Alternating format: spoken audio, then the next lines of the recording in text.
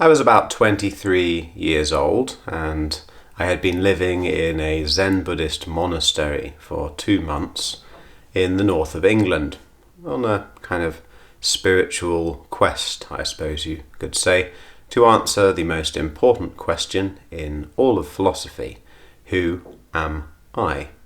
Who is it that exists here now? What is the nature of being itself? And this is very much the focus of Zen Buddhist training. Well, on a typical day in a monastery, you spend 4 hours a day, let's say, meditating, and 3 hours a day, let's say, doing work for the monastery. I was mainly working in the kitchens on this occasion. Now, when you stay in a monastery as a guest, and even if you live there as a monk, every week there is one day called a renewal day. It's kind of like a day off. It's your one-day weekend where there isn't very much of a schedule. You just do a little bit of meditation in the morning and a bit in the evening, but otherwise you're essentially free to do as you please. And it was a beautiful summer's day, and I decided to go for a very long walk, for a hike.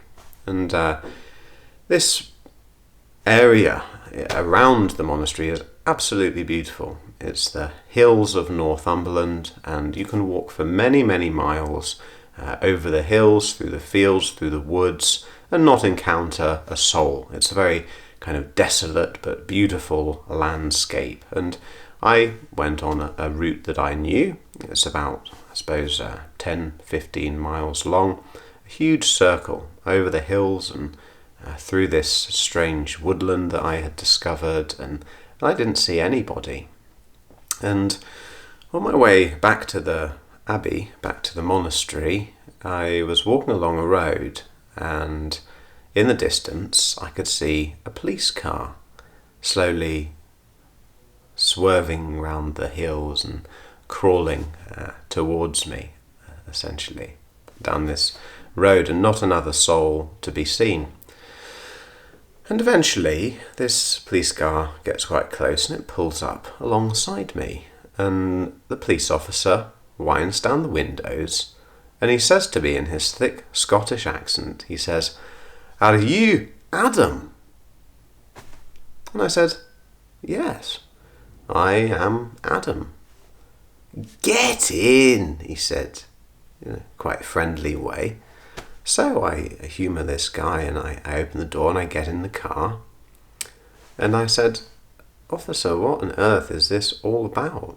He said, "Are you Adam?" "Yeah, I'm Adam."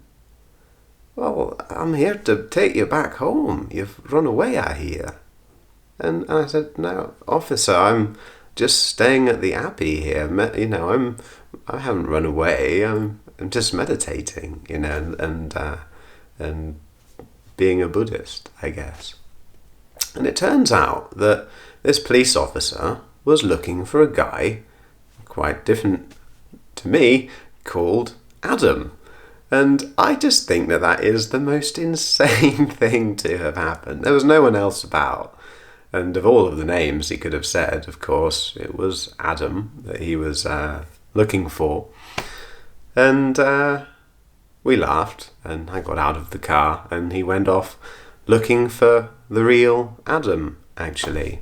And on my way back to the abbey, I was very bemused by this encounter, and I suppose I thought to myself how relevant, or perhaps ominous and telling, that encounter was. A bit of a sign, a meaningful coincidence. Am I Adam? Am I Adam? Is that who I really am, Adam, or is that just a name? Is that just a sound that was labelled on me? It kind of raises all sorts of questions about who we really are, actually. That our names are usually given to us by our parents, and a lot of our identity is essentially constructed on our behalf, quite artificially and contingently, for us by other people. And so this question, "Are you Adam?" is actually potentially one of profound philosophical importance on the Zen path, which, as I said, is very much a path of exploring who we really are, what the fundamental nature of being is, and a journey of learning to distinguish between the circumstantial, things like our names, our parents, our role in relation to other people and society, and the essential, the real essence of who we are and being.